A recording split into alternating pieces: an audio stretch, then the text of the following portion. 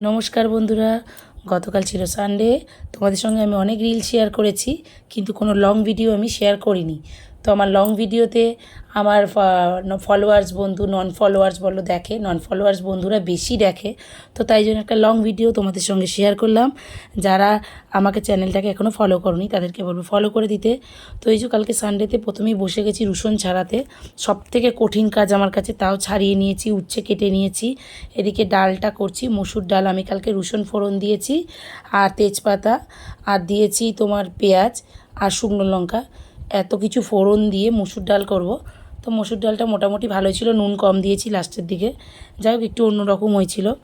তো মসুর ডালটা সেদ্ধ করে নিয়েছি আগে থেকে। এবার এই মশলা এগুলোকে দিয়ে, ফোড়ন দিয়ে, একটু নুন দিয়ে, হলুদ দিয়ে, তারপর সেদ্ধ করা ডালটা ঢেলে দেবো। তো যেরকম নর্মাল ডাল করে সেরকমই করেছি। তোমরাও যেরকমভাবে করো আমি সেরকমভাবে করেছি, আমি কিছু নতুনত্ব কিছু করিনি। তো তারপরে এদিকে হচ্ছে কালকে সানডে ছিল বলে তোজোর বাবা মাটন নিয়েছিল।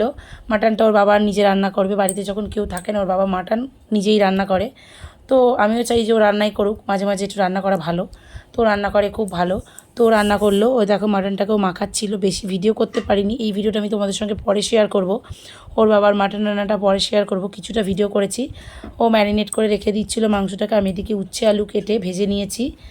তো লং ভিডিওটা এইটুখানি। ভালো লাগলে লাইক করো, কমেন্ট করো, চ্যানেলটাকে ফলো করে। Thank you, tata.